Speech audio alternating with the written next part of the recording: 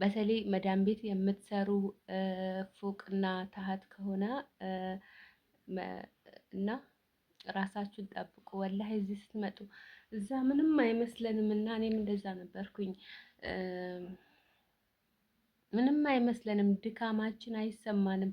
ለምን እንደሆነ አላውቅም እና ጊዜ ስለሌለን ይመስለኛል እና እዚህ ስንመጣ ነው ብዙ ጊዜ ድካሙ ሁሉ ነገሩ የሚሰማን እዚህ ከመጣን በኋላ ነው እና አሰላሙ አሌይኩም ወረህመቱላሂ ወበረካቱሁ። ውዶቼ እንዴት ናችሁ? ደህና ናችሁ ወይ? እኔ ደህና ነኝ አልሐምዱሊላህ። ለእኔ ቤት አዲስ የሆናችሁ ሰዎች ሰብስክራይብ አድርጉ፣ ላይክ አድርጉኝ። ሰብስክራይበሬ 14,000 ገብቻለሁ። ከልብ አመሰግናለሁ። ወዳችሁ ፈቅዳችሁ ስለምትከታተሉኝ ስለምትሰጡኝ አስተያየት ከልቤ አመሰግናለሁ ውዶቼ። ገና ነኝ ያኔ እኔ አራስ ነኝ ታውቃላችሁ። እኔ ታችሁ አራስ ነኝ። አበረታቱኝ፣ ቪዲዮን ይልኝ። ለእናንተ ላይ ጠቅማችሁ ይችላል፣ ግን ለእኔ ስለሚጠቅመኝ አንዴ ማስታወቂያ እስከሚመጣ ድረስ ብታዩልኝ ደስ ይለኛል።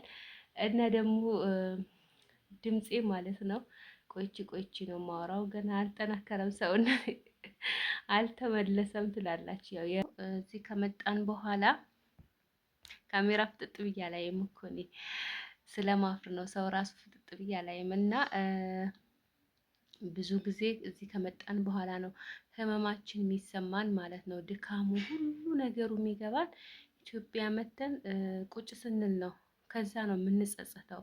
በጤናችን ብቻ አይደለም፣ በገንዘባችንም በጊዜያችንም የተጫወትንበት እንደ ቀልድ የሄደው ጊዜያችን፣ ገንዘባችን፣ ልጅነታችን፣ ወጣትነታችን ይሄዳል አይደል?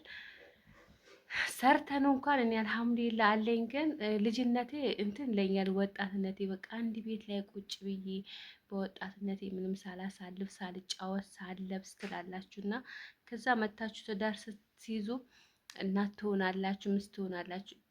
በፈለጋችሁ ሰዓት ለብሳችሁ ዘንጣችሁ ምናምን አትወጡም። ያ ነገር በወጣትነታችሁ ጊዜ ካላሳለፋችሁት እንትን ሲል ይቆጫችኋልና ይሄን ቀላሉ ነገር ነው የምላችሁ። እና ብዙ የሚቆጭ ነገር ደግሞ አለ። ገንዘባችሁ ከጠፋባችሁ፣ ጤናችሁን አጣችሁ ከመጣችሁ በብዙ ነገር ነው የምትጸጸቱ። ስለዚህ ከአሁኑ ጤናችሁን ጠብቁ፣ ብዙ እቃ አታንሱ፣ እርፍት አድርጉ። በፊሊፒኖች ተማሩ። እኔ ከነሱ ጋር በመስራቴ ብዙ ነገር ነው የተማርኩት። ፊሊፒኖች ብዙ ጓደኛ ነበሩኝና እነሱ አስመሳይ ናቸው። መዳሞች ፊት ምናምን ነው የሚያሽቃብጡት። እነሱ ዘወር ሲሉ ይበላሉ። ያገኙትን ነገር ነው የሚበሉት። ምግብ የሌለበት ቤቱ እንኳን ቢደርሳቸው ገዝተው ይበላሉ። እንደኛ ገንዘብ አይሰስቱም። እኛ ለራሳችን በጣም ነው ገንዘብ ብንሰስተው እና አንድ ብር ለማውጣት ለራሳችን 1 ዲናር ለማጥፋት ማለት ነው ያሳዝንና ኢትዮጵያ ላይ የሆነ ሰው ተቸገርኩ ላክልኝ ምናምን ሲለን ብዙ ከሌለንም ተበድረን ምናምን እንልካለን። ይሄ ትልቅ ሞኝነት ነው እና ቅድሚያ ለራስ ነው ማድረግ ያለባችሁ። በነገራችን ላይ እዚህ መተን በዚህ ነገር አትሸወዱ፣ ይህን ነገር አታርጉ የሚሉ የመዳም ቅመሞች ማለት ነው እንደኔ መዳም ቤት አሳልፈው ረዥም ዓመት አረብ ሀገር ሰርተው መተው ከዛ እዚህ መተው ይሄን ነገር ባላደርግ ያንው ነገር ነው። እኔ እንደዛ ነው ይሄን ነገር ባላደርገው ያኔ ብለን የተጸጸትንበት ነገር ነው የምናወራችሁ። ይሄን ነገር ደግሞ ባላመጣው ተሸክሜ ይሄን ነገር ባላመጣ ይሄን ነገር ባላደርግ ብለን የተጸጸትንበት ነገር ነው የምናወራችሁና እኔ እውነት የራሴን ነገር ነው ማስተምራችሁ እና እኔ አሁን ወገብ የሚያመኝ ማለት ነው ምንም ቀጣል ብሎኛል። አሁን ብታዩ አስረዋለው ምን እላለሁ እና ምንም አልስተካከል ብሎኛል። በቃ መድኃኒትም ያለው አይመስለኝም የወገብ ህመም። እኔ እንጃ የለውም ሲጀመር ማለት ነው። እና አይታወቅም እኮ ሰው ከውጭ ጤነኛ ነው የምትመስሉት፣ ግን ውስጣችሁ የታመመ ይሆናል ማለት ነው። እና ይሄ የወገብ ህመም ማለት ነው የመጣብኝ እኔ አንደኛ በአንዴ ስራ ለመጨረስ ጥድፍ ስል ይህን ጨርሼ ይበላለሁ ስል ይህን ጨርሼ ይበላለሁ ስል ሳልበላ የምሳ ሰዓት አልቆ የራት ሰዓት ደርስብኝ ነበረ የሆነ ጊዜ ላይ ነው። ከዛ በኋላ ከፊሊፒኒዎች መስራት ጀመርኩኝ። ትልቁ አረጊቷ ፊሊፒን ያመጣች ምናምን እነሱ እድሜያቸው ትልቅ ነው ግን ትንሽ ነው የሚመስሉት። የኔ እናት ይሆናሉና ሲታዩ ገና ወጣት ናቸው። ፀጉራቸው ላይ ሽበት የለም፣ ፊታቸው አይሸበሸብም ምናምንና ራሳቸውን ሲጠብቁ አይቼ አይቼ ብዙ ነገር ከነሱ ተማርኩኝና ግን አንዴ ያመለጣችሁ ነገር አመለጣችሁ ነው። በቃ እኔ ወገቤ አንዴ ያመለጠኝ ታመምኩኝ። እዛ ምንም አይመስለኝም ነበር፣ አስሬ ምናምን ሰራለሁ። ግን እዚህ መጥቼ እረፍት ሳረግ ቁጭ ስል ምናምን ነው ህመሙ ቀስ ብሎ ድካሙ የሚሰማችሁና ውጫችሁ ማንም ሰው አይረዳችሁም። ውጫችሁ ጤነኛ ልጅ ምናምን ያውን ብዙ ሰው ረዥም ዓመት አረብ ሀገር የሰራሽ አትመስሊም ምናምን ምናምን እባላለሁ እና ግን ህመሙ ውስጣችሁ ላይ ነው የሚቀመጠው። ለዛ ራሳችሁን ጠብቁ።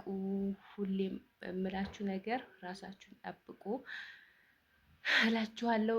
ከባባድ ዕቃ አታንሱ። ምግብ በሰዓቱ ብሉ፣ ውሃ ጠጡ። ይሄ ሚሪንዳ ምናምን አገኘው ብላችሁ እንዳትጠጡ። ካገኛችሁ ወተት፣ ለበን ምናምን ጠጡ። ግን ይሄ ጁስ፣ ለስላሳ ምናምን ነገር እንዳትጠጡ። ብዙ ውሃ ጠጡ። እሱ ነው የሚጠቅማችሁ እና ያኛው ጨጓራ፣ ኩላሊት ምናምን ነው የሚያስይዘው። ቀስ ብሎ እና ለአስፈላጊ ውፍረት ምናምን ይመጣባችኋል። እሱ በሽታ ነው፣ ጥቅም የለውም በብዛት እና ውሃ በደንብ ጠጡ እላችኋለሁ። ሌላ ደግሞ በእንቅልፍ ሰዓታችሁ አትጀናጀኑ።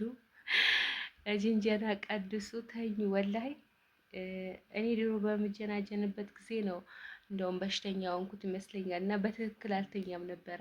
ከዛ ግን እድሜያችሁ ሲሄድ ጅንጀና ምንም እንደማይጠቅም ስታውቁ ማለት ነው ስትተው እንቅልፋችሁ በትክክል ተኛላችሁ። ሀሳብ ቀንስላችኋል እና ጅንጀና በራሱ አንድ ሀሳብ አንድ እንትን ነው እና በምትጀናጀኑበት ሰዓት እንደው ስራ ከጨረሳችሁ ምናምን ዩቱባችሁን ብታሳድጉ ባይነኝ።